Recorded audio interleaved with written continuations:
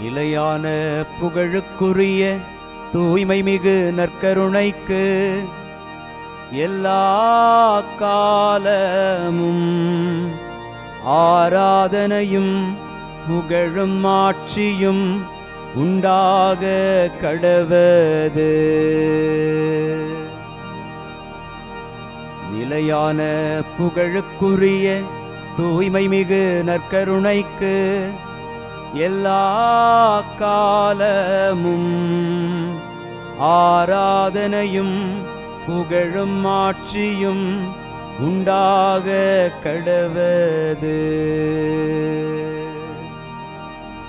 நிலையான புகழுக்குரிய தூய்மை மிகு நற்கருணைக்கு எல்லா காலமும் ஆராதனையும் புகழும் ஆட்சியும் உண்டாக கடவது.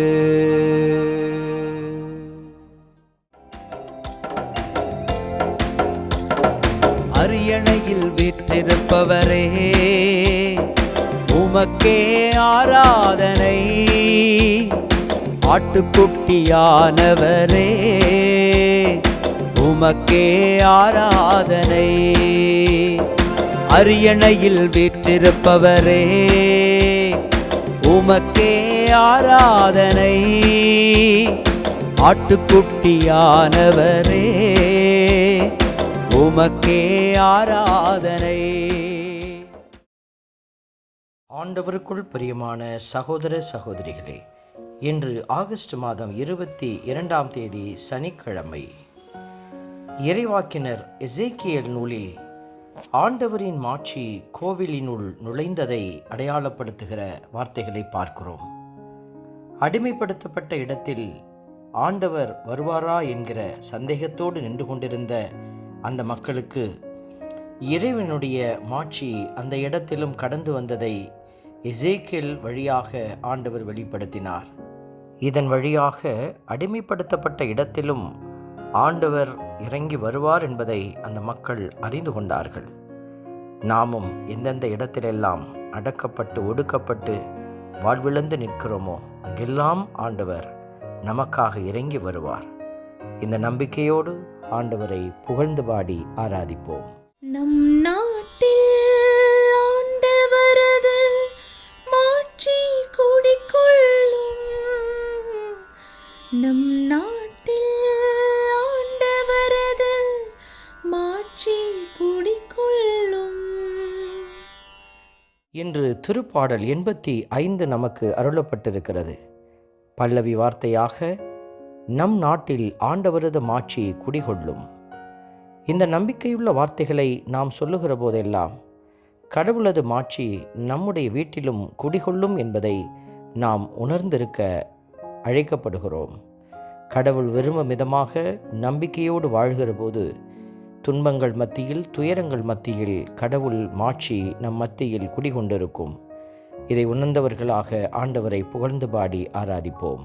நம் நாட்டில் ஆண்டவரது மாட்சி குடிகொள்ளும். நம் நாட்டில் ஆண்டவரது மாட்சி குடிகொள்ளும். ஆண்டவராம் இறைவன் உரைப்பதை கேட்பேன், தம் மக்களுக்கு, தம் பற்றுமிகு அடியாருக்கு நிறைவாழ்வை அவர் வாக்களிக்கின்றார். கடவுள் துன்பங்கள் இருந்தாலும் ஏழ்மைகள் இருந்தாலும் கடவுள் நம்மை கைவிட்டுவிட்டு ஓடிவிடுவதில்லை. மாறாக நம்முடைய வீடுகளில் கடவுளுக்கு அருவருப்பு தருகிற மந்திரங்களோ மாயங்களோ அல்லது தேவையற்ற அடையாளங்கள் இருந்தால் கண்டிப்பாக அந்த இடத்தில் ஆண்டவர் இருக்கவே மாட்டார். நிறைவாழ்வை அந்த வீடு சந்திக்காது. அந்த மனிதர்கள் அந்த வீட்டில் துன்பங்களை, போராட்டங்களை சூழ்ந்திருந்து எதிர்கொண்டிருப்பார்கள். ஆகவே ஆண்டவர் அளிக்கிற விடுதலையை பெற்றுக்கொள்ள ஆண்டவருடைய நிறைவுக்குள் கடந்து செல்ல மன்றாடுவோம். நம் நாட்டில் ஆண்டவரது மாட்சி குடிகொள்ளும். நம் நாட்டில் ஆண்டவரது மாட்சி குடிகொள்ளும். பேரன்பு உண்மையும் ஒன்றையொன்று சந்திக்கும், நீதியும் நிறைவாழ்வும் ஒன்றையொன்று முத்தமிடும் என்கிற வார்த்தையின்படியாக நம்மிடத்திலே பேரன்பு, உண்மை, நீதி, நிறைவாழ்வு இருக்கிற பொழுது கடவுள் நம்மோடு இருக்கிறார். இந்த பேருண்மைகளை அறிந்ததோடு நின்று விடாது, அவைகளை நம்முடைய வாழ்வில் நமதாக்கி கொள்ள அருள் வேண்டி மன்றாடுவோம். நம் நாட்டில் ஆண்டவரது மாட்சி குடிகொள்ளும். நம் நாட்டில் ஆண்டவரது மாட்சி குடிகொள்ளும். அன்பே உருவான இறைவா, இந்த அருமையான நாளில் உம்முடைய இரக்கத்தின் பிள்ளைகளாக, உண்மையின் சாட்சிகளாக, நீர் வழங்கும் நீதியையும் நிறைவாழ்வையும் எதிர்நோக்கி இருக்கிற பிள்ளைகளாக நாங்கள் காத்திருக்கிறோம். இந்த ஆசீர்வாத கிருபைக்குள்ளாக நாங்கள் எந்நாளும் மகிழ்ந்து பேர்வகையோடு உம்முடைய நிறைவாழ்வை நோக்கி பயணிக்க அருள் தாரும். ஆமென்.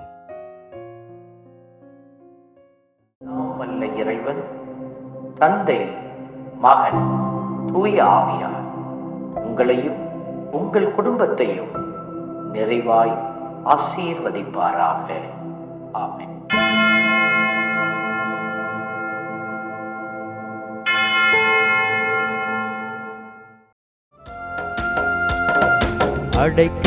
அடைக்கலமானவரே, படைகளின் ஆண்டவரே, அடைக்கலமானவரே, படைகளின் ஆண்டவரே, இடுக்கண் வேளையிலே ஏற்ற துணை நீரே, இடுக்கண் வேளையிலே